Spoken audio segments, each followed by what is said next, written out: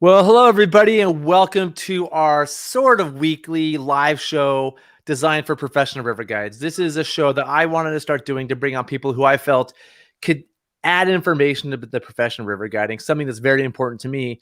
And the show's been really fun because I get to talk to people who I like and respect and I can learn from. And I hope the rest of you out there do too.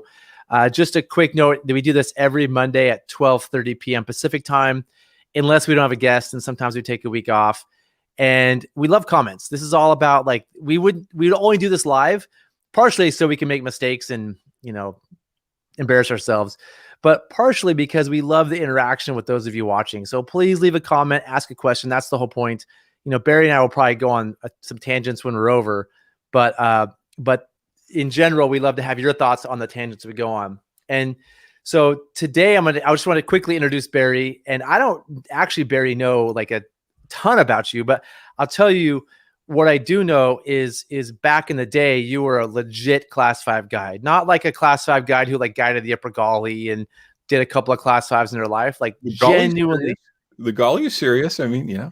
Yeah, but is it Middle Fork Feather serious? All right. Yeah. Is it South Merced serious? No. Is it Golden Gate serious? Well, I'm going to show you some pictures, Zach. So we'll let our audience decide if it's serious or not. Well, I respect the Gauley for sure, but the things you did in California back then, I think we're cutting edge back when was that the 80s? Yeah. Yeah. I mean, even today, only a handful of people run things like Golden Gate in a raft. Like that's a big time. So what I do know is you were just a phenomenal class 5 guide, and you went on to have a professional career, which is good because you can't be a raft guide forever, especially if you want to have like a house and a family and things. It's hard to do as a raft guide, and you've been very successful with that. And then you've taken your experience in business and knowledge to write a book called Leading Steep, and which is impressive. But I love your podcast. You started a podcast with the book, and I was lucky enough to be a guest on the podcast. So thank you. But you've had some amazing guests and some really good episodes, and I'm going to embarrass you for a minute. So you can just listen and then you can chime in. But I'll blush for now. It is my second favorite podcast. I told you earlier before we started. I'll take my favorite. My favorite is the one I started listening to yesterday called Meeting Tom Cruise, which I'm a Tom Cruise fan, so it beats you. But you're my second favorite podcast, and I love it because you bring on people who are real guides and not just kind of guides, like top of their game, and you ask them really good questions, and the production quality is amazing. Like you really have taken your time to make it special, and so the listener gets a lot of value out of it. It's not like you're hearing people go on forever about stuff. It's really condensed to value. So anybody who's interested in guiding, I highly recommend checking out Barry's podcast. I'll put a link. There's a link down in our notes. The Richard Bangs episode to me was particularly amazing. It was. They've all been good, but that was really special. Well, I echo, because it was just an amazing conversation for me too. The guy's a legend. He's always been something of a hero. So yeah, I loved that conversation too. The sad thing was that it went on for about, an hour and 15 minutes, and I cut it to about 58 minutes, I thought, but I was just trying to be polite with our listeners and not go on too long. And then I thought later, like, maybe I should have cut that into 2 episodes, Zach. He's so good. But, we may just have him on again, actually. Yeah. And I've known about Richard Bangs. Like he's a known person in the guy.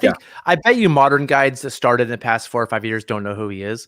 I think but anybody who's guided internationally or guided a lot through a lot of their a lot of times knows Richard Bangs or knows the name. But I never met him. I had no concept of what he was about. And to just hear how humble he was and how much he cared about the art of guiding, you hear that his own words really gave me so much respect for him. And I appreciate you giving that to me as a gift. I felt like that was you giving me personally a gift. So thank you for that. You are very welcome. Thank you for listening, and thank you for the endorsement. Richard is one of the most gracious people you'll ever meet anywhere, Zach. He's incredible. I mentioned in one of the shows that I find the best guides happen to also be the most humble guides. And so that sort of speaks to the quality of Richard Bangs. After the show, I said, hey, by the way, Richard, could you refer me to other amazing guides that I might interview? And he said, stand by, Barry. And he sent me an email to like 7 other legendary guides Wow. and said, you got to interview with Barry because it's a great show and it's a great concept anyway. So stand by for those folks. They're all coming too. And the follow-up, Carrie Gray, I really love that episode too, because she really like solidified a lot of things I felt about guiding. She kind of said, yeah, I'm glad, said, yeah, these are the ways I believe. And as being like a world-class guy that she is, taking billionaires all the time, you have to be perfect. And so I loved her take on guiding. Yeah. I'm looking forward to interviewing some of her guides to kind of understand their art and their nuance as well. Because that must be an intense job with an extremely demanding clientele, right? Who basically, where money is no limit, or money is no constraint at all. They just get whatever it is that they need to get. So it's definitely a different world. So we're going to move on because I could talk to you. We end up chatting forever when we get together. And so just, you're writing a book, you have a podcast, and the idea is leading steep. And so today you're going to do a presentation for us about what you call leading steep. And I feel like you have so many insights about leadership because you were a guide and you still boat all the time. So you're still a guide. And so I think you can step back a little bit and share knowledge with guides about leadership and qualities leaders can have. So I'm going to be quiet now unless you call on me, and I'm going to bring your presentation up and leave this for you. Thanks, Zach. Well, first of all, I'm really humbled and honored to be with you today, and humbled and honored to be speaking with your guests. I've watched all the shows so far, so I know what I'm up against. Some really talented folks like Dustin Abbott, who has a master's degree in outdoor adventure and expedition leadership, which I never even knew existed. It's fantastic. And then Mark Hurst, enormously qualified guy who had great things to share. Jim Coffey, a friend of mine, a doctor that you had on about drowning. I mean, these were amazing shows, Zach. So I'm humbled to be following some of those folks up. But first, let me tell you a little bit of background. I took the afternoon off for my white collar job to talk about whitewater and leadership. But I'm vice president and global head of the Franklin Templeton Academy at Franklin Templeton Investments. That's my day job. And I love my job. I love the company that I work with. I respect the people I work with. I have a great boss, great executives for the firm. And so I won't talk too much about that, but I just want you to know that the way that this project came together was that I've been working in the white collar world for the last 30 years or plus, right? And on a daily basis, Zach, I think about things that I learned as a guide that apply in the business world. And so that's what this is all about. Leading steep, wisdom from the world's great adventure guides. I like to say adventure stories, leadership allegories, and wisdom from the world's great guides. And I just think that these things are really inextricably intertwined for me as a business executive, and the things that I learned on the river carry over so well.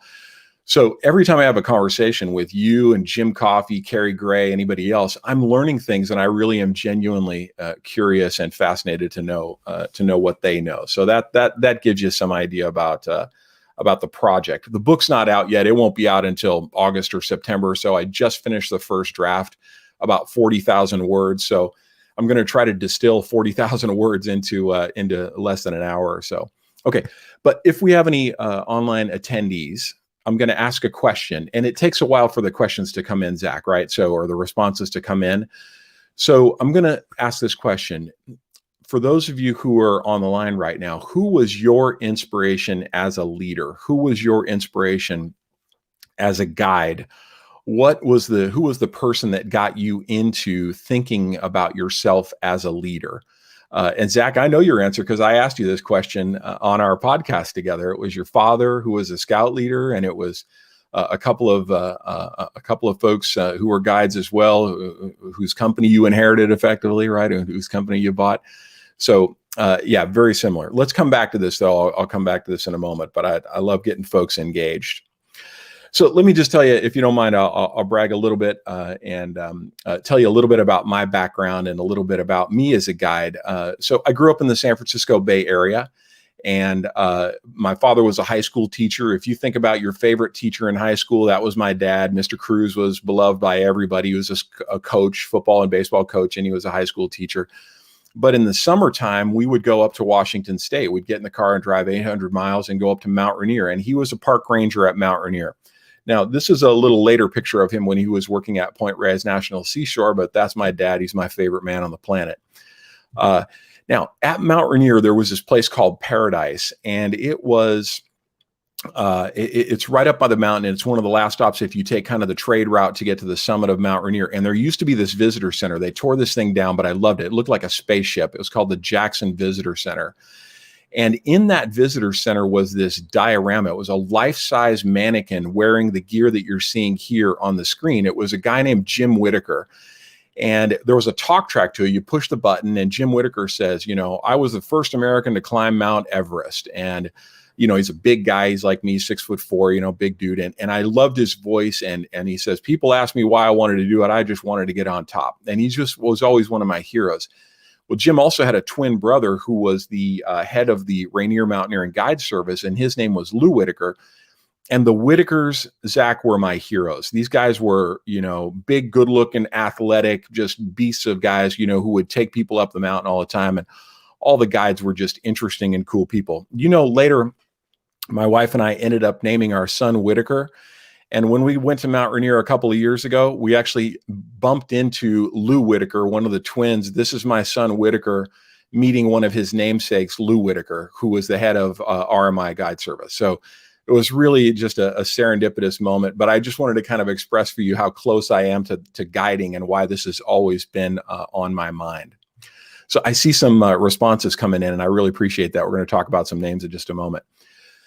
When high school finished and I went to school at Chico State, my sports, my team athletics career ended, and I got big time into whitewater rafting. And I won't tell you the whole story, but it was a couple of years to get into the game. But my second year of rafting, my buddy Eric Martin and I bought this raft that you see on the screen right now. It was a yellow Sotar.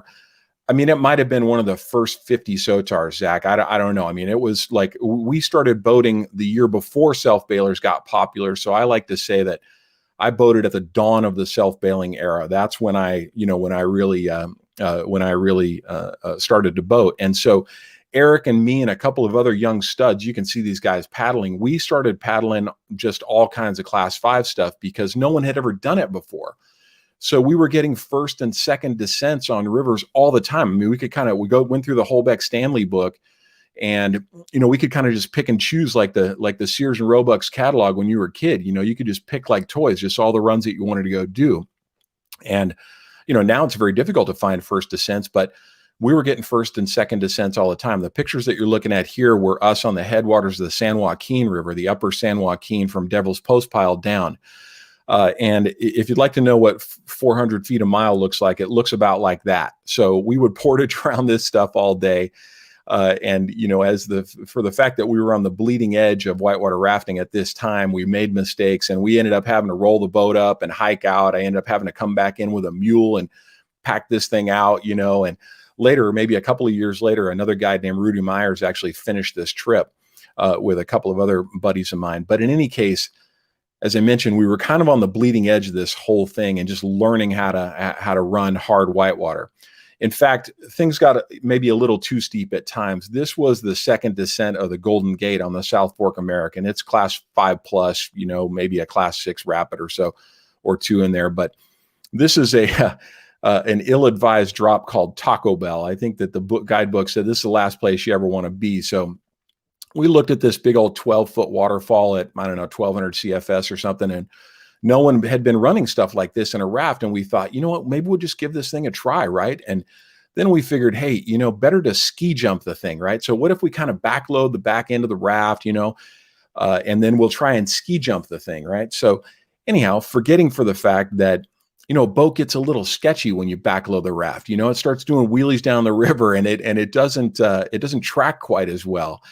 Well, we ended up about 4 feet further right than I really wanted to be. And basically we all fell out of the boat in Taco Bell from this height. My head hit a rock somewhere underwater there on river left, the right side of your picture.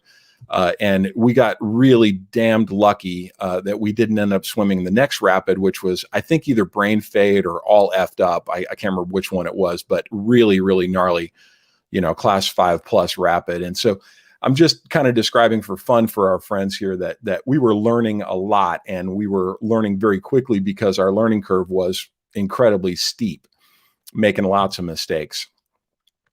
Anyhow, that's how my journey into guiding started, and it's been a love affair for most of the last 35 years or so. And then I came to the idea to write this book. And at first I thought, I would take my stories and simply catalog those and assign leadership ideas to my own stories. But then I thought, it sounds like a bit of a vanity project. And then I thought, what better anyways to interview a whole bunch of great people. And so then I thought, what, I'm going to see if I can find and get the attention of some of the best guides on the planet.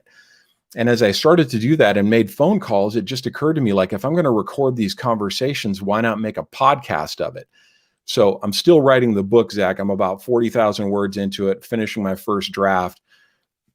But the podcast is going great. And I'm getting the chance to meet these extraordinary people. I mean, from left to right up on the top row there, that's Bill McGinnis, who started Whitewater Voyages, called in the industry a legend of whitewater. That's Jim Coffey from Canada, who was on the podcast. You all should listen to him. Payson Kennedy is next. He was the founder of Nantahala Outdoor Center. That's Carrie Gray on the far right. She owns Gray & Co. Also on the podcast. That's my pal Zach Collier on the lower left there, amongst the legends. That's Susan Myers next to you, Zach. She's a world-renowned bird guide. The next guy is a guy you want to know. His name is Vern Tejas. He wrote a book I'm going to show you called it's called 70 Summits. Now, that book was a year or two old, but this guy has climbed the 7 summits 10 times each. I think everybody on this call knows the 7 summits, but this guy is a beast, and he's an amazing guide. And I spoke with him about 3 years ago, and he's just a charming, super humble man, hoping to get him on the podcast.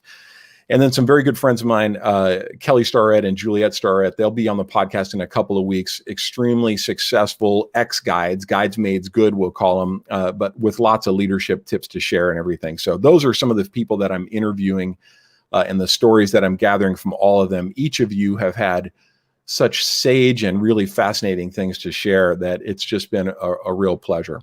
All right, so let's pause for a moment and take a look at some of the other folks that people have named as legends. Chris mentions enhanced with instructors at the Knowles semester and dads. I love it that dads are playing well in this category. Steve Welch. I played baseball with a guy named Steve Welch, excellent baseball player. I don't think I know Steve as a rafting guide. So Glenn Goodrich, I've met Glenn before. Who else do you see in here, Zach? Anybody else that stands out? Not names, but Steve Welch is one of my mentors. I pointed out he runs ARDA. And great. He was a guide first who just retired as not the executive director, but he's an awesome dude, one of my favorite people in the world. I'd like to meet him and maybe interview him for the podcast. He'd be an amazing podcast. Super creative guy, really fun to talk to. Let's get that one scheduled. You'd like Steve a lot. Cool. I'm trying to kind of diversify away from rafting people, right? Because I'm so fond of rafting people and so close to rafting people. And further, I'm really trying to balance the show, Zach, between men and women as well. So, anyways, I'm putting them on the list, and we'll come back around to them when we get out of the rafting series, right? Cool. All right, let's go back to the presentation then, and I will press on and share some other ideas. I got another question for you, everybody. Okay, here's the question.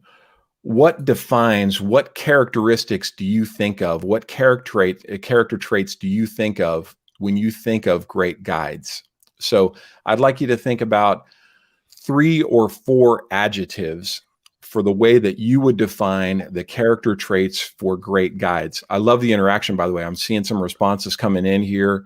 Mike Brady says Steve played baseball at UC Davis. Maybe it is the same Steve Welch. But anyhow, would love to see, great. So these are character traits of great guides. What are the character traits of great guides? Think about that. I put up a question from Heidi also, if you want to answer that while these come in. Yeah, while folks are weighing in, sure. Must good leadership be based on inspiration, or can it be born out of necessity? That is, a trip leader for a rafting adventure trip is needed and only one is willing to take the responsibility.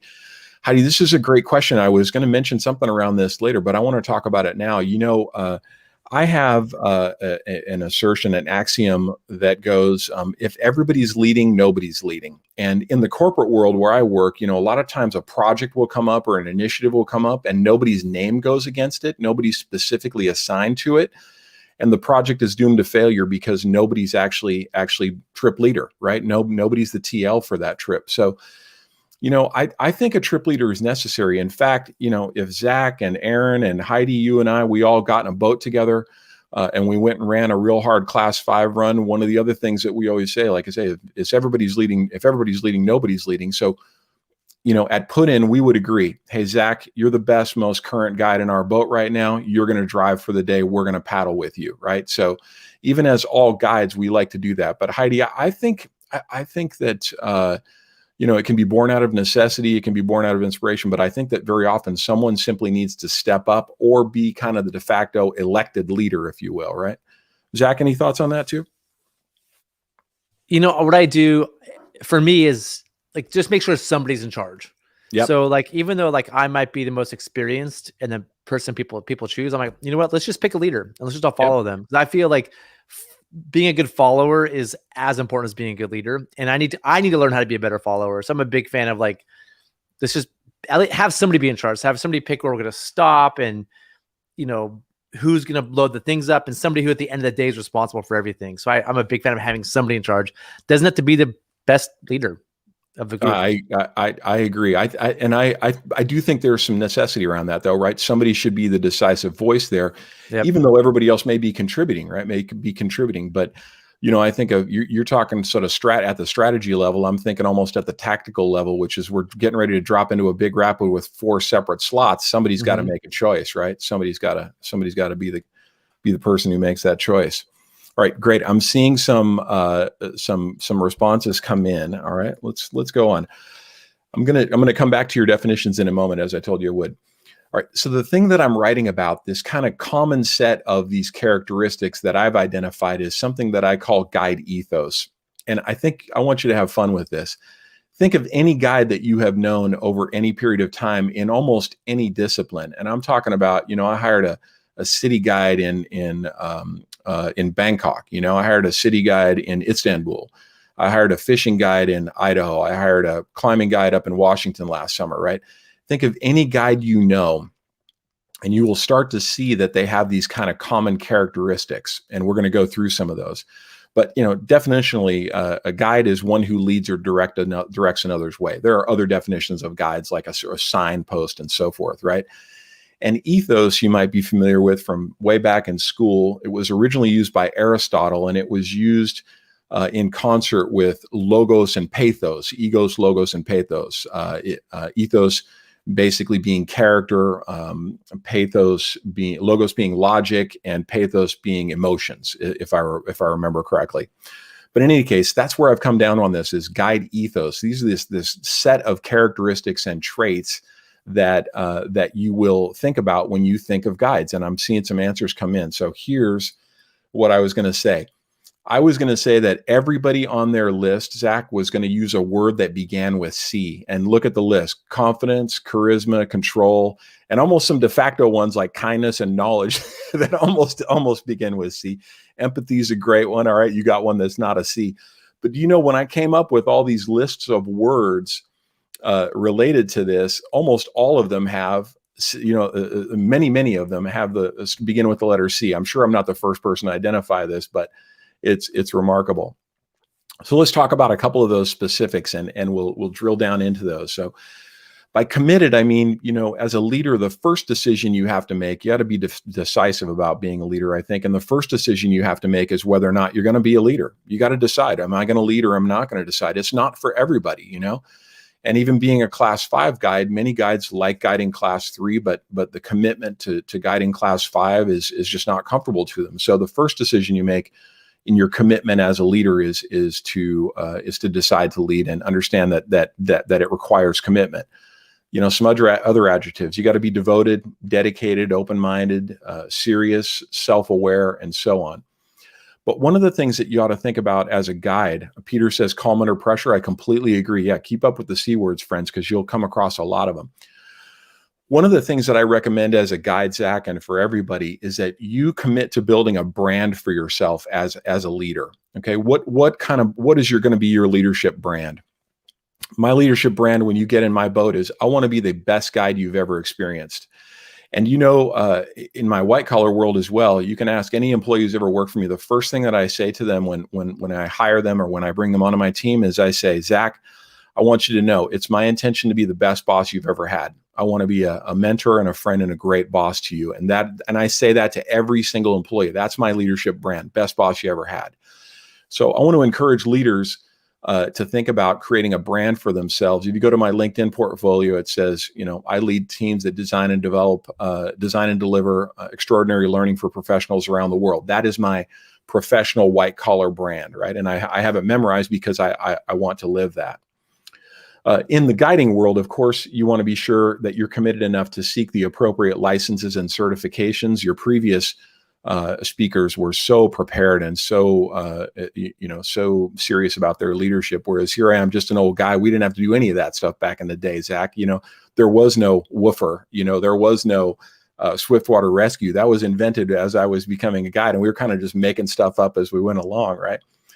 But I think anybody listening to this podcast right now is probably committed to being this video right now is probably committed to being a better leader. And that's a good thing. When you are committed, you're committed to studying and you're committed to becoming a learner. That's so important.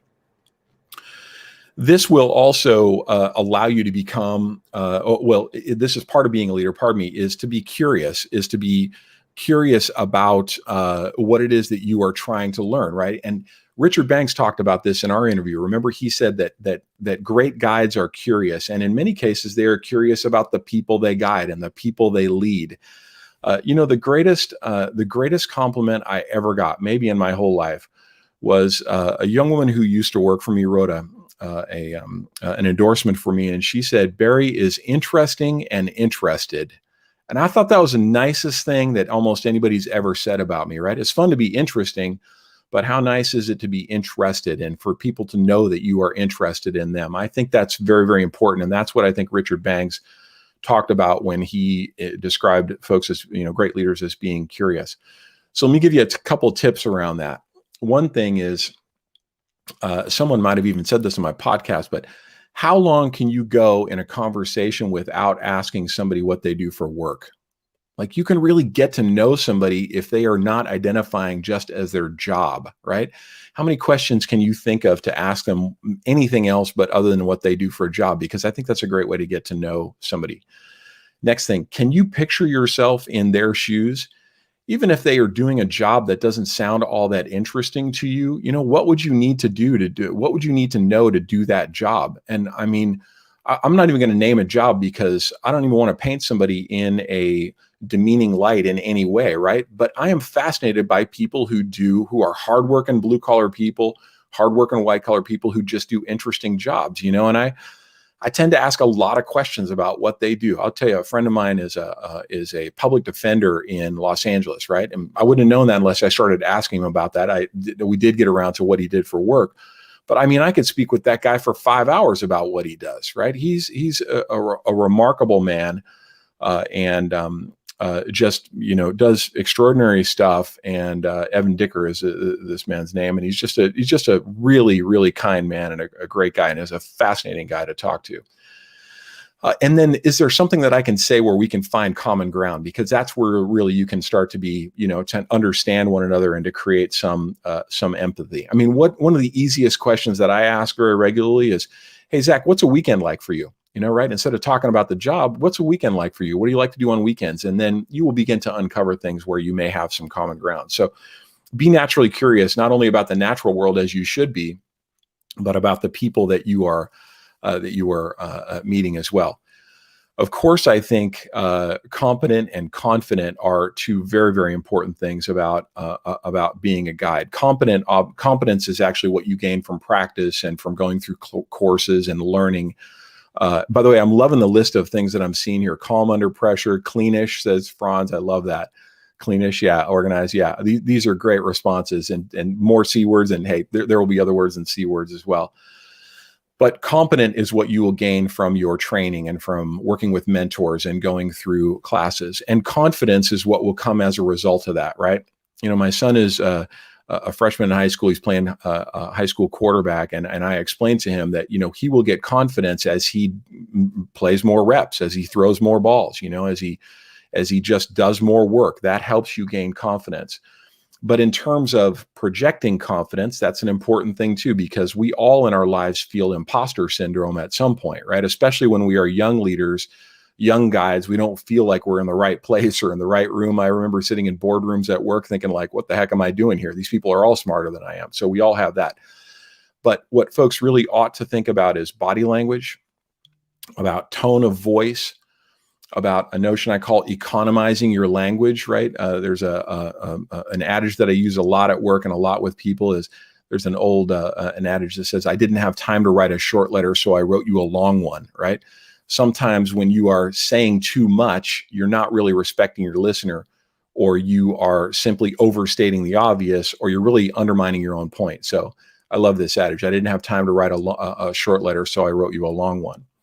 And then, of course, I think humor goes a long ways. Like, when I'm in a business meeting, I'll tell you my goal, business meeting or giving a put-in talk or have clients in my boat for the day, my goal is that, and I hope this happens today, everything I say will be either persuasive, educational, or funny, right? If I meet all those categories with everything I say today, and when you ride in my raft with me or when you're in a business with me, like I think it's a real sign of success if you get the client laughing when we're in a business meeting together. So I always give that some focus. It shows some affinity and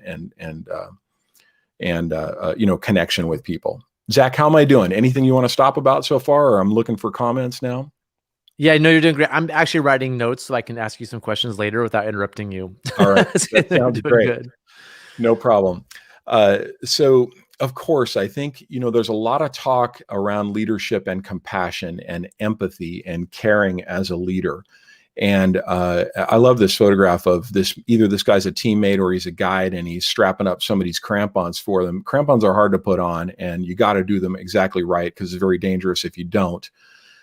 So I just love that this person is showing the empathy to this other person to help them with their crampons. It's a serious deal. One of the very simple ways to show compassion and concern and care for somebody is to remember their name. To use their name. Jim Coffey talked about this in our podcast, and this is a big deal for me. It's hard to remember names, weeks later and months later, or when you have clients in your boat day after day. But, I think it's almost inexcusable, even doing a day trip, not to know the names of the people in your boat. And it's not that hard, and I get it. People say, I just can't remember names. I just have a real struggle with names. And I understand that. I can appreciate that. But I'm just going to ask you on remembering names, try harder. Try harder. Think about it. So here are a couple of ways you can do that. One of them is you can repeat somebody's name. Zach, I've said your name several times during the course of this conversation. And when I do that, it actually projects some affinity with you, right? It's actually telling you, like, I want your attention. I want you to know I like you. I'm serious about our conversation together. So repeat the names. That's one way to remember people's names. Two is to tie them to a story, right? So I could tie your name to somebody else named Zach that I might know in the past, someone familiar, or to a story about somebody that I know, Zachariah, or, an actor, Zach Galifianakis. How do you say his name? Galifianakis or something? Galifianakis. There you go. All right. Thanks for the assist there. So you tie that to something that so that it's familiar and more memorable. So, this is one of the simplest ways to show compassion and care is to remember people's names. Especially if you do so with a lot of people. I've been in business meetings where we'll go and there are 20 other people in the room and I pick, the 10 that I know I can remember and use those in a meeting. It's very impressive. And so people know that you're serious about it. And so do your best to remember people's names. We do this junior guides thing that I may talk about in a moment. And, often there are 54 kids or something in this camp. And I really, really do my best to remember every single kid's name by the second day. That's my goal. I want to know every single kid. And when they walk by, I call them by their name, hey, Tosh, right. I call them by name because I think it's fun. It makes them feel great. So those are very simple ways to show some caring and compassion. All right. You've been talking about being concise with commands in a couple of your previous shows with Dustin and with Mike about being, and I know there's a lot of conversation about being concise about the turn commands in particular. And I'm kind of a stickler about that too, Zach. I think it's interesting and important. I call right turn and left turn. And the reason I do that is because I think it's quick and it's concise, and it means that you have to be a better teacher. Okay. You have to get your folks prepared for that, but I don't expect people to have training wheels. I'm not calling left back, right forward. I'm calling left turn, right turn. I think people are smart enough to do that. And then, breaking up the commands to be over right and over left, which sounds different than right turn or left turn. So the key thing about being a great leader and a great guide is you have to understand you have to be a teacher. And so I'm really committed to being a teacher in terms of, being concise with my language as a guide. Using your voice is very, very important. I'm kind of semi-famous for being a bit of a cheerleader in the boat, Zach. I love to use my voice and I love to use commands. And one of the things that I love to say is I have all kinds of colorful commands, and they have this kind of escalation, of seriousness when we're running class 5, but one of the things that I like to say is, got to get there. I'll say forward, got to get there, and I think it gets people charged up. And sometimes I'll say, need you now, need you now. Come on, let's go. We got it. That kind of thing. So I encourage people to be a cheerleader. I think there's great joy in just getting to yell. I don't get to yell in my professional life all that much. So just getting to yell and be a cheerleader, and having fun with that, I just find great joy in doing that. So I think that's a lot of fun. Another thing around the put-in talks that some of your folks talked about, I think Mike was talking about that, right? Around the put-in talk was a couple of other things I think I'd add to it. One is to enumerate things, just as I've just done right now. There's kind of an old learning adage that people remember 5 things plus or minus 2, right? So, when you enumerate things, especially if you start with 3 things, and what I do in my put-in talk, this is kind of funny, but I share, if you fall out of the boat on class 3, here are 3 things you should remember. On class 4, here are 4 things you should remember. On class 5, here are 5 things you should remember. I won't list them because all these folks know what those things are. But in any case, enumeration is a very powerful way. And then, Zach, when we get above a big rapid, I go back and quiz. We get above a big drop, I quiz. Hey, what's the first thing you're going to do if you fall out of the boat, right? I'm going to relax. What's the second thing? I'm going to put my feet downstream, right? So I quiz hard about that. The enumeration helps people remember those things. And then one other fun thing is, just like this gentleman guide is doing in this picture here, is he's getting physical. He's using his body. He's pointing. He's saying, cast right there. I see this giant trevally right there. That's the fish you're going to catch. Cast right where I'm pointing, right? So using your body to enumerate things or to illustrate things. For example, when I tell people, if you're under the boat, I want you to monkey bar out from under the boat. So I make everybody put their hands above their head and monkey bar out from under the raft, right? And because they've done that physically, it's a good way to be concise and a good way to deliver knowledge in that way. All right, that's being concise, not being so concise about being concise. Zach, I thought you would love this photo, and I want to talk about it a little bit, but I'm just going to give you a second or two to look at this photo and see if you recognize something interesting about this. I just can't imagine you're going to pick this up because this is such a peculiar thing. But anyhow, when I say clear, I also mean role clarity, not just clarity in communications, but role clarity. For example, I've had employees in the past say, I'm not really clear about my role. And, how can you expect them to be successful in their job if they're not clear about the expectation? In fact, they say that, upset is caused by 2 things: unmet expectations and undelivered communications, right? If I expect you, Zach, to do something for me, but I haven't delivered the communication, chances are we're both going to be upset about that. So clarity means role clarity, and it means being clear on what you can do. There's a great article that I've read that we should also link. It was by Marcus Buckingham of the Gallup organization. It's called What Great Managers Do. I read it about 12 years ago or something, or 15 years ago. It's an old article, and I ask every one of my managers and leaders to read that article. It's called What Great Managers Do. And it's just a great article that tells you how to put people in the right place and how to help people succeed by leveraging their towering strengths.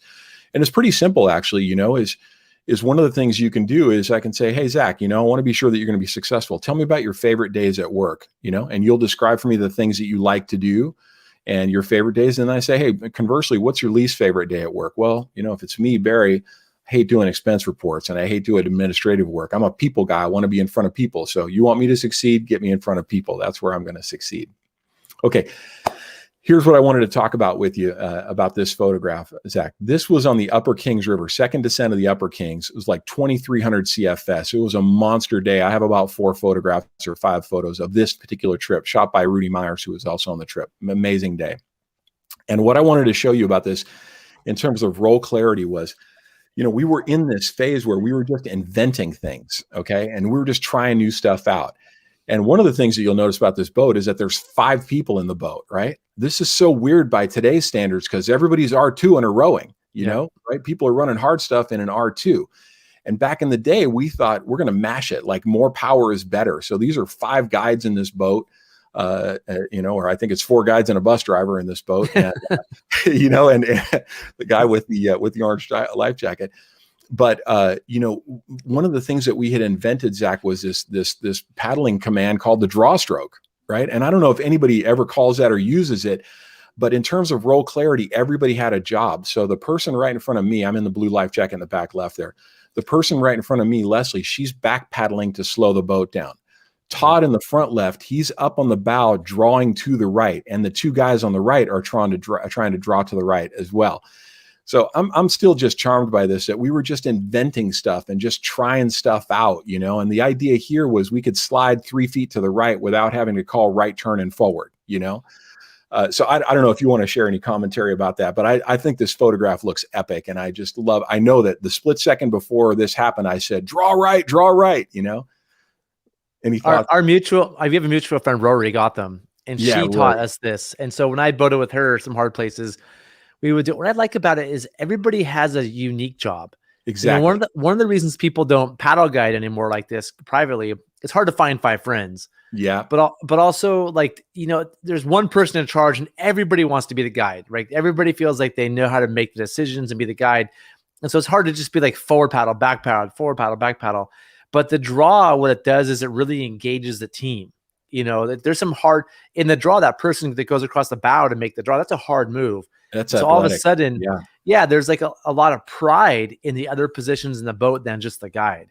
Yeah. That's one thing I liked about it, was it really made you think and made the paddling position like engaging people better. And I thought that was important. I love it too. And you know what? I can't take claim that we invented it. We might have. I mean, Rory, I paddled with Rory back in the day. She's an amazing lady, and we paddled some hard stuff together. But we really thought a lot about these things. We were trying new stuff, and I think the effectiveness of this stroke is dubious, but we used it pretty regularly. Right? We used it pretty regularly, and on very, very technical rivers, we would use it often. I don't know why we use it here, because this is a giant hole, it's big water, but usually we'd use it on very technical stuff. But anyways, I thought you'd enjoy that kind of epic photograph. All right. Of course, in the things that I'm saying, you got to be a great communicator, as a guide and as a leader. And this means, as I mentioned, using your voice. One thing that I think is underappreciated is a notion called mirroring. And that's worth doing some research and study on as well. So, I'll share with you an example of this. In the business world, we had this situation about 10 years ago or so, where this technology implementation went really wrong. And this very senior manager at a company called me up and he started yelling, and he said, Barry, people are throwing chairs here. Like, it's extremely serious. And so, I started kind of yelling right back with him, not at him, but I yelled right back with him. And I said, that's completely unacceptable. I completely know how you feel, and I feel terrible for you there. But one of the things that mirroring does, Zach, is it gets you on the same plane with your person. So you don't want to be loud and boisterous if you're talking to somebody who's fairly quiet and demure. You want to come in at the same level as them. So using your voice and communicating and mirroring, I think, is a very, very powerful way of connecting with somebody. It was interesting. One of your previous guests talked about cussing at clients. Like, do you actually escalate that, to get so serious that you have to cuss at a client?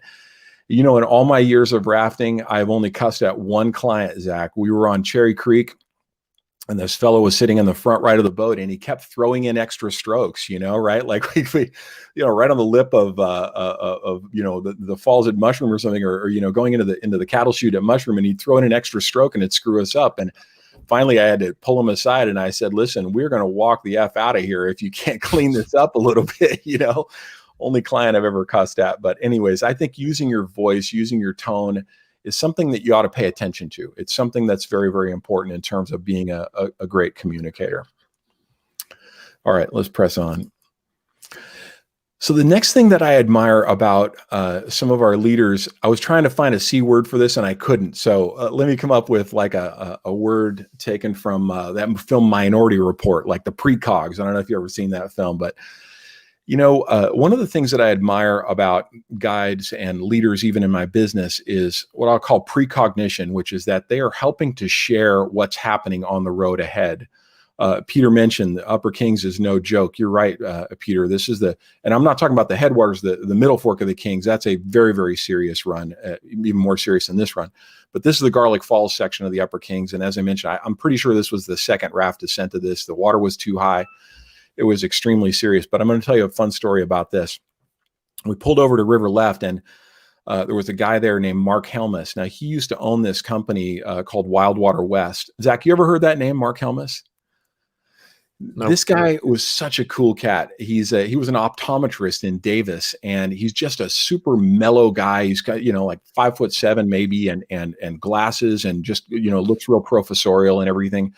But the guy was a badass. He did first raft descent of the Middle Fork of the Feather. He did first raft descent of Garlic Falls, and he was pushing it hard. I mean, he did a lot of stuff. So I walked down to scout this long section with him in Garlic Falls, like 160 feet a mile or something like that. And big stuff. And I said, so, hey, Mark, what's coming up next? And he said, well, let me see if I can kind of remember it. He said, well, you got big holes, big drops, desperate moves, and almost no eddies. And then comes the hard stuff, right. So I'm taking it a little out of context, but he said, then comes the hard stuff, because he kind of knew what was ahead. But I think as a business leader or as a leader, setting an expectation for your clients, setting an expectation for the people who are paddling in your boat is very, very powerful. So for example, we used to do commercial runs on Giant Gap on the North Fork American. I've done, probably 40 runs up there on Giant Gap, which is extraordinary. If you haven't been up there, you got to get there. It's such a magical and special place. But when we would come down river, there's one really nasty rapid called Nutcracker. It's this bobsled channel with a reactionary wave off the right, a reactionary off the left. And if you run it perfect, there's still a giant hole. And that orange boat right there in the picture there, I flipped in that bottom hole even after having a near perfect run through Nutcracker. The problem is, and I tell this to the clients before we drop into this rapid, is you have to be ready for this.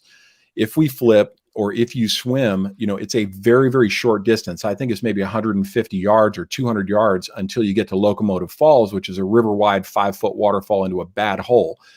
So you have to be ready for this, and you have to swim to an eddy. You have to find an eddy. And as I mentioned, I've flipped in that rapid before, and one of these orange boats, I ended up upside on the bottom of the upside down for about 10 minutes in that hole, at Locomotive Falls. So what I'm saying is that, it's helpful to employees, it's helpful to your boat, helpful to your crew, to give them an idea, constantly kind of updating them about what you expect to have happen and what they can anticipate, and how they can prepare themselves mentally for that. So anyways, yeah, clairvoyant is a really good word, Franz. Thank you for that. I agree. Clairvoyant's a nice one. So precognitive, I think, is a fun word. Anyways, I won't go too much further about this Upper Kings thing, but it was a pretty amazing trip back in the day. And as you mentioned, we did a lot of this kind of stuff back in the day, and we were learning. I think I've probably done, by now I don't even think this is a big standard, but I've probably guided 400 or 500 days of Class 5, a half dozen first raft descents. This drop was enormous. This is a rapid called Warp 2 on the Upper Kings. And the reason that it was, we actually kind of picked and pulled a couple of people from various boats, was because if you miss this, or if you flip this, about 70 yards downstream is this Cassidy Falls, which is really, really nasty. You definitely wouldn't want to swim it. In fact, we reported it. But running this was pretty risky back in the day, and honestly, I just don't think we knew any better. So all right. So courageous and cautious. I think these are also characteristics of great guides. And, courageous, of course, means physically and adventurously courageous, but it also means courageous as a leader to give courageous feedback. It's hard to give feedback. And one of the things that I say is the hardest feedback to deliver is almost always the most important to hear. It's hard to give feedback. You don't want to hurt people's feelings. You don't want to sound like a jerk. You don't want to be mean. You want to be well-liked. I want to be well-liked as a leader. But it's so important giving feedback, and it really is a gift. It's kind of a cliche, right? But feedback is a gift. Like, people are giving me tips about the podcast. So great, so great. Yeah, I'm going to show a picture, Peter, in just a moment of that. But feedback is so important. Let me give you a couple of ideas about feedback, by the way. One of them is that when you do this, I mentioned the terms economize your language earlier on. Sometimes the longer you go on about something, the more uncomfortable it makes you sound. And if you are responding to a question, it makes you sound like you're giving an excuse. So be direct, be fair, be compassionate, but economize your language. Secondly, this is such an obvious thing, and it is so powerful and works so well. It's the feedback sandwich, right? So, Zach, listen, I think you are such a towering, a towering contributor in the rafting space. I think I'd like to see you do a little bit more of such and such, but look, you have such a great voice in this. And, it's so obvious, but I got to tell you something, time and time again, it works really well. And I think, you can be super direct and just be a jerk about something, hurt somebody's feelings, or you can actually focus on their strengths and encourage them to support some of their weaknesses. And then here's another great tip too that I learned from a mentor way back. Try delivering feedback without using the word but. Skip the word but. If you skip this, you skip this hard transition that goes from good stuff in the sandwich to bad stuff in the sandwich to good stuff in the sandwich. Just try doing this. Try skipping the word but in your language more frequently, and you'll find that there's some real power in this. Actually, I've learned a lot about that. I try and avoid it. All right, Peter Gonzalez either been on this run or knows this run, but this rapid is called That's Dumb Falls, and I'm this is a bit of a tongue-in-cheek slide. Like, to be a great leader, do you have to be a little crazy? Well, I'll tell you the story about this actually. So I was standing on this rock right where this picture was taken. And in the back of this boat is the owner of Beyond Limits. Zach, you might know him. His name is Mike Doyle. He's a giant of a man. He's like 6'7" or 6'8". I mean, and I'm 6'4", and I look up to the guy. I admire him, and I also look up to him. Anyways, he's in the back of this 16-foot Sotar. And so he was guiding one boat. Mark Helmus was guiding one, and I was guiding one. Maybe there's another boat. But we walked down to this rock, and I said, we looked at this rapid, as Peter correctly names. It's called That's Dumb Falls. It's 20 feet wide. And the whole river, 2,500 CFS, going into one massive, totally recirculating hole, looks like no exit at all. And so I looked over at him. I said, Mike, you going to run this? And he's like, he's got a big, deep voice. No, no, you're crazy, right? So anyways, I'm like, no, me neither. So I start to kind of hike up to portage my boat, and Mike's crew just gets in the boat. They just all get in the boat, assuming they're going for it. So Mike just kind of, I don't know if he said anything or he just jumped in the boat with them. But anyhow, this photograph is kind of famous, actually. The results of this was that this 16-foot Sotar, first of all, Mike Doyle, 6'7", hit the front of the boat. Then the boat just shot up like a rocket. The front thwart got ripped out. 3 of the guys in the front got recirculated in the hole anyway. So this was just one of these epic things that we were learning at the dawn of the self-bailing era, right? We were still pretty early, maybe 4 or 5 years into the self-bailing era. We were still getting it figured out. But anyways, I just thought you'd kind of appreciate that fun story. All right. And last thing, of course, is just the notion around being a leader and being cooperative and collaborative and a good teammate. One of the things I think is one of the hallmarks of great guides is folks who just see stuff that's not done and just get it done, right? Your best guides. Zach, you did a wonderful video about legends and kind of a ranking of the types of guides, which I thought was really fun, right? And your legendary guide is just going to quietly and humbly just get stuff done. Even though, she's a total badass as a guide, she just knows how to get stuff done, knows what needs to be done, addresses it without complaint, maybe asks for help. But, collaborative and cooperative is just so important as a teammate and as a guide and supportive. And so, look, I know there are many, many more things that we could talk about. And as I mentioned, I wrote 40,000 words in this book so far in my first draft. I couldn't get to all of it here, but I hope that those are just some fun concepts to talk about. Zach, I'm happy to talk about whatever you'd like to as well. Lastly, I just thought I'd share a couple of books that I've read that I've really enjoyed, and a couple of other things to endorse here. The Whitaker twins, there, Life on the Edge and Memoirs of a Mountain Guide. I really enjoy both of those. Like I mentioned, my son is named after the Whitaker twins. Bill McGinnis wrote the Guide's Guide. He sold thousands and thousands of copies of this book. It was used by almost every guide school in America for probably 2 or 3 decades. Fantastic. Vern Tejas, I referred to earlier on. Shackleton's Way is a really excellent leadership book. This Lloyd Camp book, Confessions of an African Safari Guide, is really funny, actually. It's really, really funny. I recommend that. A couple of Everest books, Life on the Edge and Into Thin Air. You and I are both fans of Tom Peters.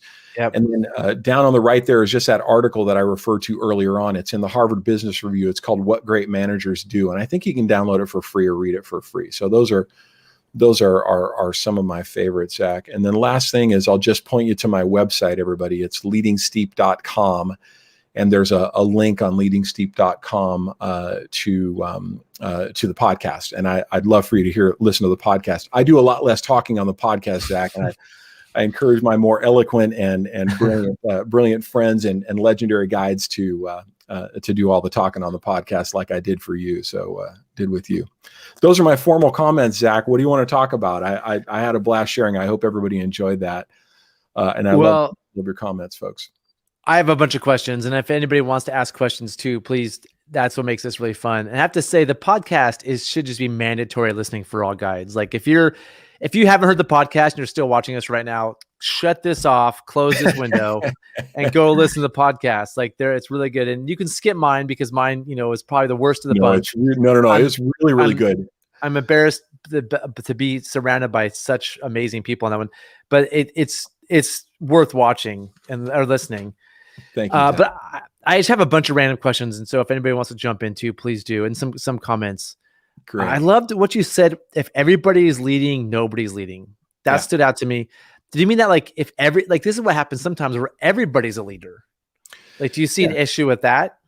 No, I think, listen, everybody should be a leader in some way in their lives, right? Whether they're leading themselves and, or leading some portion of their lives, right? But my reference there in particular is, again, one of these lessons I learned in guiding that translates extremely well to the business world and everywhere else, right? Is that what we would find if we were in an all guides boat is if everybody was trying to lead, that just doesn't work. If you're on Cherry Creek and you see 3 slots in front of you, or 2 slots at Unknown Soldier, you have a conversation around that. It doesn't work. Somebody has to be the decider there. And even though you're talking, right, where there's lots of chatter, you're having a conversation, still the guide is going to have to make a decision.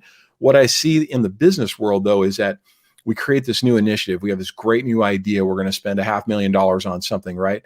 But I mean, we probably wouldn't do this in that kind of initiative. But what I see all the time are these small initiatives where nobody's name is assigned to something, and then it just never gets done. So that's what I mean by if everybody likes this project, everybody's interested in it, but nobody's leading, it's not going to happen, right? So, we assign somebody's name to it. That's kind of what I infer about that.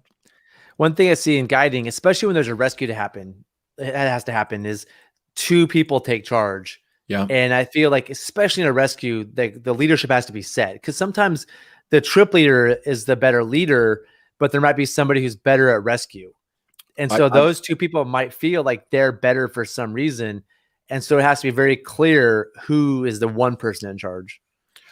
Yeah, I completely agree that. And I think right when the situation happens, you probably need to name that person right away, right? Yeah. And whoever that might be. But I would agree with you there. And again, that doesn't preclude that there won't be conversation, right? It doesn't mean that there won't be discussion about things. I'll tell you a funny story about that, actually.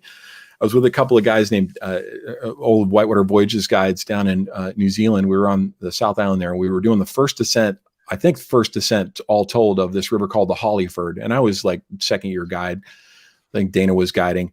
We were having this bombs away class 5 day all day, right? And we came down to this section. We started to peel away from the road a little bit into more of the jungle area. We came down to this section. There was 2 giant house-sized rocks that kind of formed this hallway.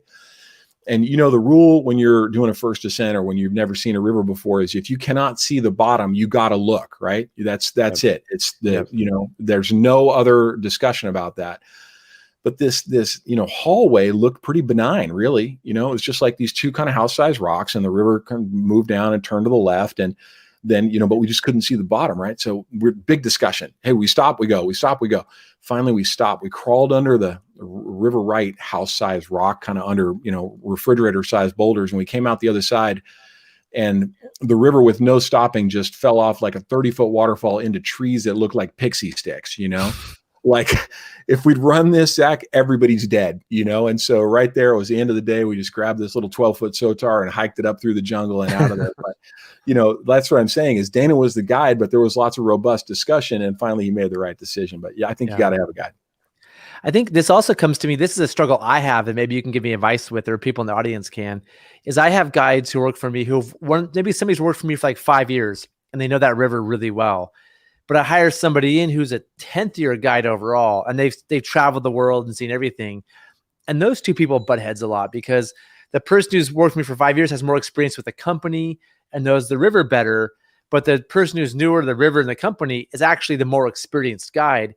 How do you pick one, and how do you handle that sort of situation? Gosh, I'm just going to think off the top of my head here, or fly by the seat of my pants here. But I think first you have a conversation individually with each of them, right, to define what you're seeing as a problem. Maybe the problem really doesn't exist, but if you're seeing that as a problem, then I'm guessing it's the reality, right? And so first, then I think is probably have a conversation with each of them, and I think there's probably a way to approach this. So with your more tenured or let's say your more experienced guide, less tenured with your company, you go to them and say, listen, Tony, I know that you're a very, very experienced guide and you have so much to bring here. So this is the sandwich thing, Zach, that I was talking about earlier on, right? You have so much to bring to our company and we have so much to learn from you. I want to implore you. See, I didn't use the word "but" right there, by the way. I want to ask you to consider that we do things a little bit differently here, and that perhaps there are things for you to learn here as well, right? And then I think that kind of opens that conversation. And then I would probably be inclined to do the same with the other person, right? With the more tenured, less experienced person, to say to them, listen, Sarah, I value you and you're so important to me with this company. You should know that Tony has some real experience here, that he has a lot to offer for us. Work with him gently, work with him diplomatically to see if y'all can come to some common ground. I think hopefully that works out the situation. And if not, then you probably need to come together, the three of you, and discuss it, right? If it gets more tense than that. Yeah, it's certainly a tricky one. And you mentioned the feedback sandwich, and I'm going to go, it's later in my notes, but I'm going to go do it now since you mentioned it. I find sometimes when I give people the feedback sandwich, they can see right through it. And I'm like, hey, by the way, you did a really good job today loading and unloading the boats. And we should discuss this one thing that was an issue. And then, by the way, your shoes are cool. I feel like, and when people come to give me feedback, I can tell by the way they approach me, I'm going to get feedback. I can feel the vibe. Like, I know the vibe's coming. So when I feel the vibe's coming, I see the feedback sandwich coming. To me, it feels like I'm being patronized sometimes. Like, oh, here we go. They're going to use the thing they learned on YouTube at me. Give me suggestions on how to maybe use the feedback sandwich in a way that feels better. It's not going to work all the time. And I do think that it can be so obvious that it's just hokey, right? Or, inauthentic in some way. So maybe you use an open face sandwich with just one piece of bread, right? Right? Yeah. Is go straight to the meat of the matter, straight to the heart of the matter, and then finish with something like, to say, look, Zach, I think that your videos really ought to be a bit shorter, and you're just going on too long with these things. The quality of the videos is incredible, and you got to keep going on with this. Yeah. And I just want you to succeed, right? So I sort of, and I'm teasing, Zach. Don't make your videos. No, I know. But you get my point there. I get your point, but I feel like sometimes that feedback sandwich can feel not authentic. It worries me a little bit. Sometimes one thing I've done personally is I just give people, if I feel somebody did something awesome, I just tell them. So they're like, I'm more of the fan of 7 positive for every negative, but you can't get the negative and then do the 7. You have to already have the 7 in the bank. So if you see somebody do something awesome, like, it seems weird to tell them they're awesome, but just always be like, man, you pumped up that tire so well. Thank you. Like, people sometimes forget to pump up the tire, or like, you need to build up a bank before you can actually do some negative feedback. Completely. The other thing I didn't say out loud and earlier on, but that's a great point. And I like the way you say that, is sort of build up your trust bank account or your positivity bank account around that, right? I think that delivering feedback, when you start with love in your heart about it, can be Mhm. done very effectively. If you come from a place of just being a jerk about it, that ain't cool. You're not getting it, right? But I was in a meeting this morning, a business meeting this morning, and this fellow that we were there with, I'd never met him, and we were working with him, and he started to run this virtual meeting. This guy was really good. He was really, really good at running meetings. And after the meeting, he sent a thank you note, and I sent a thank you note right back to him, and I said, I just want you to know, I think you run maybe the best meetings in this company. It was really, really impressive. I learned things from him about the way he conducted this meeting. It was extremely professional, extremely, detailed and well laid out. I mean, it was very impressive. So I don't think you can go wrong by sending people compliments and sharing things. Maybe people just don't buy it after a while, but I think my team like it when I do it. For sure. It's just, I think it's hard. It took me a long time to get there.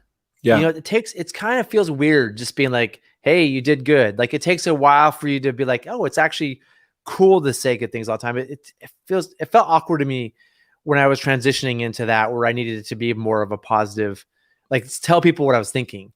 And still sometimes it's like awkward. They're like, anything else? I'm like, no, I just want to say that was cool. Sometimes it surprises and delights people. I think it's great. I think it's a great way to approach folks and to create a relationship in that way. Just like, I think you're really good at that, Zach. I mean, I've told you regularly how much I admire your prolific ability to get content out. It's amazing. It's such a service to the whole community, Zach. I really genuinely believe that. So I'd say maybe a short way to say that is don't hold back on the compliments. If you're thinking something positive about somebody, you ought to just share it. It's just going to make what can go wrong about that? So I agree. I just think there's some sort, you're kind of putting yourself out there a little bit when you're giving somebody a compliment, and you have to grow into that. So you're comfortable. Yeah, so I agree. I'm going to move on because I have a million questions. I know we're not going to be here all day. Have you seen the movie Moneyball? Well, especially after the pandemic and when baseball was on hold, I was sitting in my living room and Moneyball came on, and Zach, I cried. I cried. Movies. Moneyball came on. I'm an Oakland A's fan. Yep. And I was missing baseball and missing going out. And the film is such a winner. Tell me what inspired you to think about that? Because I just love it. Yeah, I love it too. I love that movie. I've seen it by 10 times. Not Top Gun level love, but I love it. And so you mentioned economizing language. And that made me think about that scene in Moneyball where he has to lay somebody off. Yeah. And he gives Jonah Hill the advice to just go up there, make it simple. Don't beat around the bush too much. And I feel that's the truth about feedback too, is, just do it. Yeah. And do it correctly. Yeah. No. I introduced the feedback sandwich for folks who might not be as aware of it or conditioned to it, but being very direct can be very useful as well. In that case, I think the way to do that is to be as dispassionate as you can, right? Dispassionate, unemotional about it as you can. The way that the actor was in Moneyball, he's very, very dispassionate. Hey, Zach, I'll tell you, we've traded you, and nothing else, right? And economizing the language was super tight, right? So I wasn't referring to the feedback sandwich. I like the economizing the language there. Just keep it short and simple. You don't need to go on and on and on. And I feel like that scene in Moneyball, I think about when I go to give people feedback. It's good. I respect that. Yeah, I think that's valid. I like that one a lot. And don't use the butt. I think that's it. Whenever anybody uses a button feedback, I point it out to them. Like, you can't use the butt on me. I don't want you to use the butt. You know what's coming next, right? Here comes the boom. So we're gonna go back to competence and confidence really fast. And you mentioned having good body language and tone of voice.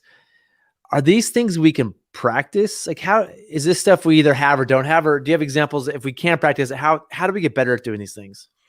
My first best guidance around that is to mimic people who project it, is to literally do what they do. So, about a third of the feedback I've had around the podcast is people saying how they enjoy my voice, how they like my voice. Mm-hmm. I can listen to you all day, and I'm grateful for that. And you'll laugh at this, but when I was a young kid, I would mimic people's voices, and the one of them that I remember is Clint Eastwood. Right, he has a really kind of low, serious, dispassionate way of speaking very frequently, but it just really cuts. And that's not me. I'm kind of loud and excitable and love to yell and cheer, as I told you on. But I think that mimicking other people, and even body language, like I told you, my son's playing quarterback at high school. He's a freshman. I say, walk like like you're supposed to be here. Just project that. Look around for the people you admire. So I'd say mimicry is maybe the best way to to get that. If you have to produce it, if you have to manufacture it, you should earn it by being better, by having trained properly and being ready for the role. But if you're struggling with creating it, then I'd say mimic people who have it. Do you mean like as you develop confidence, you develop that tone of voice? Yeah, I It think kind of comes with it. Yeah, just listen for it. Just listen for it. Listen for people who have a great, confident tone of voice, right? I'm reluctant to name any other stars or politicians or anybody else about it, but just you know who these people are. Listen for that tone of voice that allows you to project. Sometimes it means slowing down. Sometimes it means speeding up. Sometimes it means being louder, being more emphatic. But listen to that and even kind of mimic it. Just kind of mimic what you're hearing. Even try it out in private. And I think that is one way to kind of build that. Okay. I'm gonna talk about humor really quick. I really want to be funny. Like I like being funny. It makes me feel good. But sometimes I struggle with it. Like I think I'm okay at humor sometimes, but I struggle with that for sure. Is it something you can get better at? I think so. I think it's something that you can get better at. I mean, the easiest form of humor in some way, I think you already do a little bit, is self-deprecation. You got to be a little careful about that. You can dig yourself so far in a hole that people don't respect you about it, right? But it is I talked earlier in my presentation about all the mistakes that I've made as a guide. I mean, flipping at Taco Bell, just terrible. This is not a thing you want to do. But that's one way to go about it. But I'm going to tell you, Zach, I might not be the best coach about humor. I was voted funniest guy in the 8th grade. so there's that. That's humor. But then when I was in high school, I saw this comedian die on stage, metaphorically die on stage, and it terrified me. And I'm like, I'm never going to be a comedian. Yeah. That's terrifying. But I think being funny in a kind way, I think, is the best way to go about it. I just never ever do it at the expense of other people, as best I can avoid. Derek writes the comment, "Fake it until you make it." How do you feel about that comment?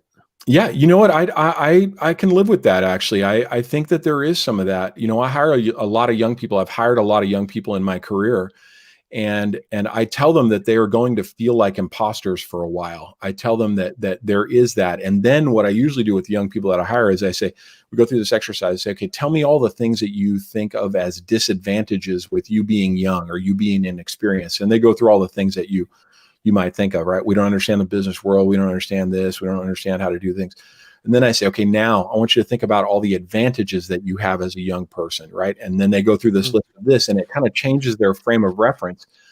But look, I faked it till I made it, for a while, and I think that there were many times when I felt like an imposter, even until I was in my 30s or something, or 40s. I mean, still go into an executive board meeting or something like that and feel like there's a lot of wicked smart people in here, But I think there's some validity to that. I think that's okay. I mean, is fake it till they make it the opposite of like preparation? Well, I think you could definitely view this at negatively, right? I mean, fake it as in really being an imposter, right? And just not belonging or not deserving to be there at all. I think there's definitely that possibility. But I guess when I think of fake it till you make it, I mean, I want to spin it positively. It's like, don't be too concerned about the fact that there are other more experienced people than you, or, that you're learning your craft, right? I think it's okay. You're there for a reason. Typically you've been selected or you've been hired, or, you're guiding on a particular run because the boss generally thinks you're probably ready for it. So I think it's okay. All right. I got 2 more questions, I think. I wanted to talk about names really quick. I struggle with names lately. I used to be really good at it. I'm struggling. And I'm telling myself, it's not okay to say that. Like, you can't say those words. I love that you say you have to try. You have to, it's important. And so, when we learn names all the time, I feel like it gets harder. And I think it's so important to just like, you got to learn it. And I think I got a question here though. So it's this thing one additional thought on that, by the way, is that we all forget names. We all struggle with it, especially, if it's been a little while since you've seen somebody. I told you my dad was a high school teacher in our hometown. People come up all the time and like, Mr. Kruse, I was in your class in biology in, 1975, right? And how's he going to remember that name? But my, my treatment of that, my recommendation around that is just immediately say, like, look, I've blanked on your name. I'm sorry. It's been a while. Yeah.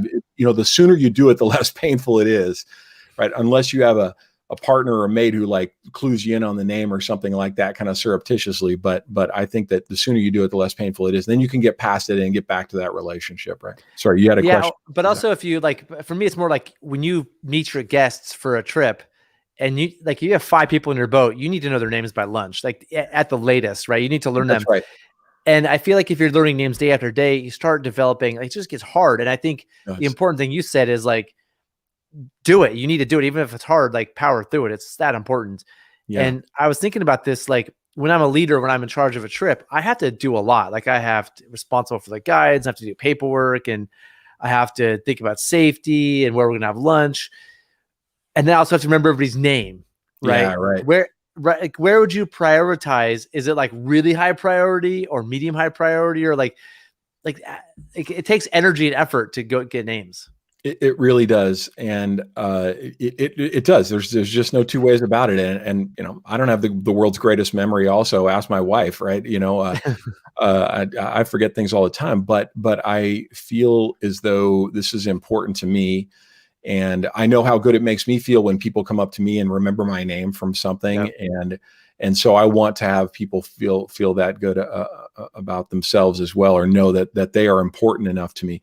If you're on a big trip, Zach, and you got 25 people on your trip or 40 people on your trip, wherever, big South Fork day or something, no chance you're going to remember everybody's names.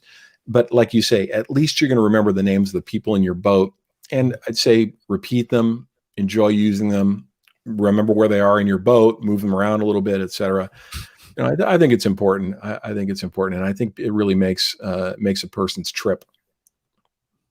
I agree. I mean, we're doing 6-day trips a lot of times. So there's 24 people there, but I want to know everybody's name by the first night dinner. And I sit down with the guides, get who's that person, who's that, like we make a conscious effort to learn them. Yeah. It's hard though, but I just like, where do I have to do it in the evening? And once everything's done, like, hey, let me now, or should I just focus on it over other things? Like that's where I get caught sometimes, is how priority is this? And I agree. It's like super important when you're leading somebody to quickly learn their name.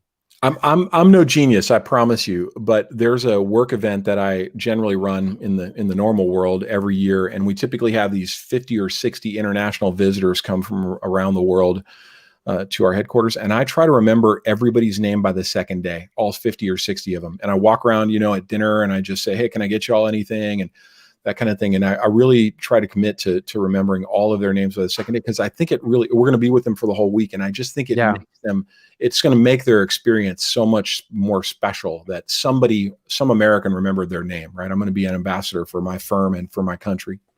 For me, guiding, if I can see somebody at the coffee, walk up to get coffee in the morning on a second morning and say, good morning, Kathy. Yeah. I know that has an impact. I know how important that is. Right. So it's almost to where if I see somebody walk into the coffee place, I'll be like, hey, that's Kathy, right? Yeah, cool. Yep. And I'll go I'll do that for that person, because it helps that bond happen so much faster and helps them feel really important. Completely agree. And then the next morning when you do remember it, it's so much more fun. Yeah, it's fun. It's easy. You, it's fun for them. It just makes feel. Yeah, Mike has a good point. Day 2. Yeah. Yeah, it's hard. I mean, it's like it's hard, but I liked it how I like how important you made it here, Barry, and I like that you said it's hard. You got to do it anyway. Yeah, I like that a lot. Again, in my work life, I take really copious notes. I have notes on basically everybody I speak to, and I won't remember all those names, but I have notes on them because I really want to be sure that I remember them when I can, when I'm going to meet with them, understand what our last conversations were about it. So. Yeah, I really try hard. I like Haldor doesn't remember his relatives' names. He must have a big family. By the way, I agree with Peter Gonzalez about you need to laugh at your failures and then be very serious about making changes to those things too. I like Peter's note there.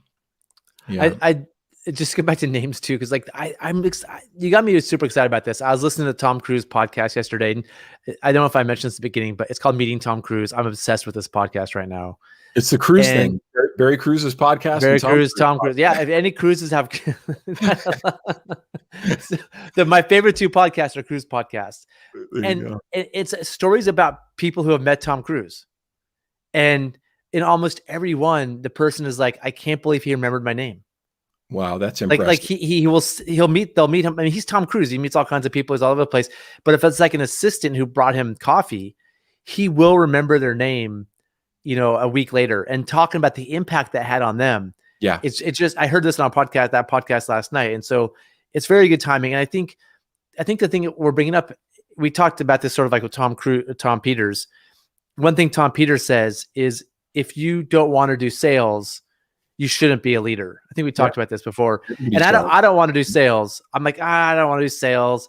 But when Tom Peters wrote, if you don't want to do sales, don't pretend to be a leader. Yeah. I was like, all right, it's time to do sales. And I feel like that's kind of what we're talking about here a little bit about names. If you don't remember names or don't want to remember names, don't be a leader.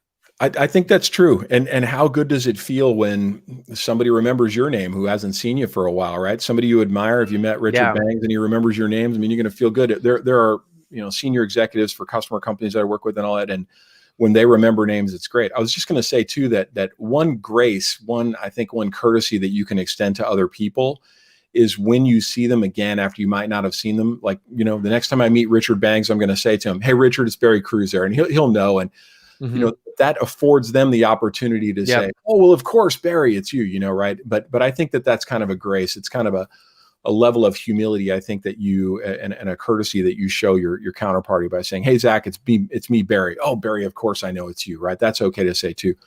Anyways, that's just kind of a courtesy that you can extend to other people, especially when they might not remember your name. I love that so much.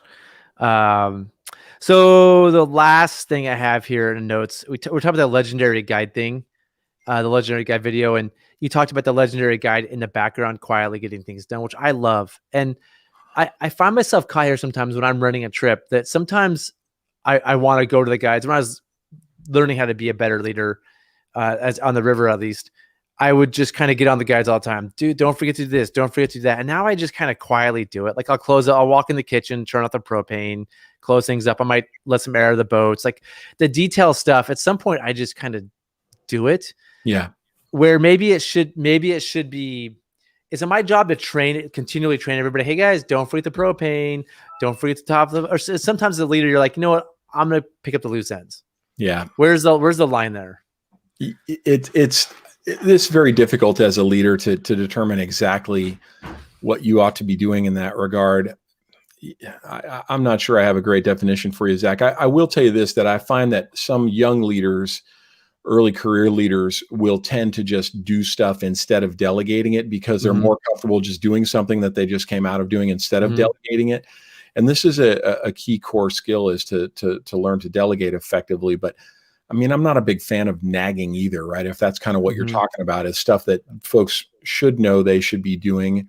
You got to probably give some coaching around that. And maybe that's a bit of feedback. It's a feedback sandwich, or it's an open face sandwich, or it's it's an aggregate of feedback, a bit of feedback. But that's a very difficult one. I will say this. I was talking with another leader the other day, and I was explaining to them that people want to help.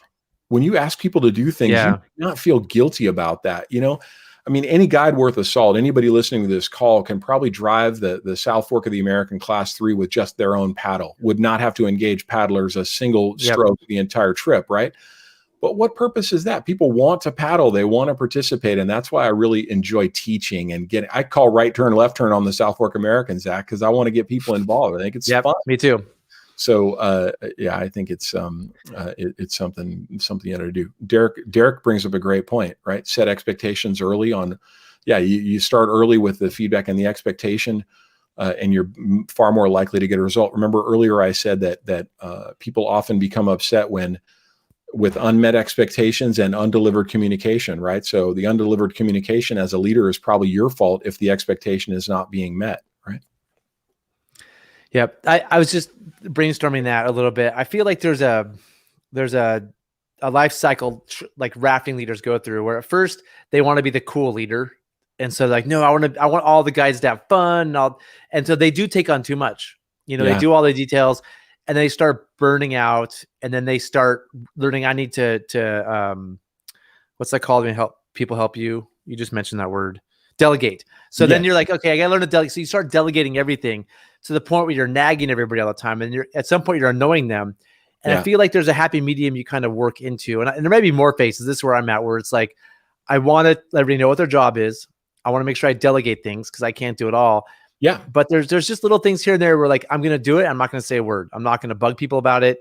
Like they forgot something, but I don't need to point it out. Like they made an honest mistake and they know what they're doing.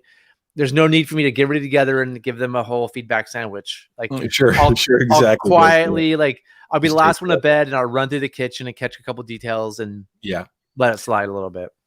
Carrie drops in a great idea here. I like Carrie's idea, right? How about a quick meeting and soliciting what needs to be done? I think a quick huddle, at various stages in the trip before we put on the water, right? That's pretty common. And then, maybe a quick huddle before dinner to find out, set expectations and ensure everybody's got everything covered. I think those are great ways to go about things. And Peter has a good comment too. Yeah, I like Peter's comment. Yeah, dispassionate is what I was talking about, right? Is address these things dispassionately without the emotion. Peter's definitely right there. And I think I struggle with that because I will get annoyed. I'm like, oh, come on, guys. Like really? And it's hard to like, I'm learning to like, let that go and move on from that. And like, I have the passion built in because I have a build up annoyance that I have to get over. It happens for all of us. I mean, it happens with me and the kids, on occasion, right? And happens with me and colleagues on a rarer occasion, I would say. But yeah, it's definitely something we got to work on. Well, Barry, those are my questions. I think we have all the guest questions. We've kept you here for almost an hour and a half. So we're going to say goodbye here in a second. Do you have any final words, or should I try to think of some final words as we close this thing down? No, listen, I share all this humbly with all of you and with you, Zach, as a guy who's still learning to be a better leader and who wants to be a better leader. And I say this with encouragement to everybody. If you're here and you're doing these things and you're trying to be a better leader, you're reading and all that, that's a great sign. You're probably a good leader because of the fact that you take this kind of thing seriously. One of the things that I really enjoyed about our conversation on the podcast, Zach, was I think you addressed your leadership challenges with real humility and real honesty and real authenticity. And I think that I hope people will listen to that podcast because I thought the way that you approached that was really impressive. Actually, I think it was great. Thanks. I want to be a great leader. I've said this is what I want to do. I want to be good at it. So now what's the hard work that goes into that? Yeah. I got to learn names. I can't say I don't learn names. I'm going to do sales. That's what a leader is. And so I'm looking to people like Tom Peters, people like you, other people who are leaving comments to remind me what that is to be a good leader and to not get lazy and fall back on things. So I'm appreciative of the time that we had talked. And Barry, thank you for taking time during a work day to talk to us today and share your knowledge with everybody. And I can't say it enough. If you have not listened to Barry's podcast, like, why are you watching my show? Go listen to Barry's podcast first. This is down the line of things you should be listening to. It's really amazing. And thank you, Zach. And Barry, I want to just acknowledge how much time you put into it and energy and how valuable it is to all of us. And thank you for taking the time because I know this is a labor of love. Yeah. And there's nobody out there doing anything even close to as valuable as what you're doing. So thank you so much for the gift you're giving to all of us in the guiding world. Thank you, Zach. I'm humbled by your response and humbled to have all the folks listening and giving great feedback. It's been amazing. Last note on that.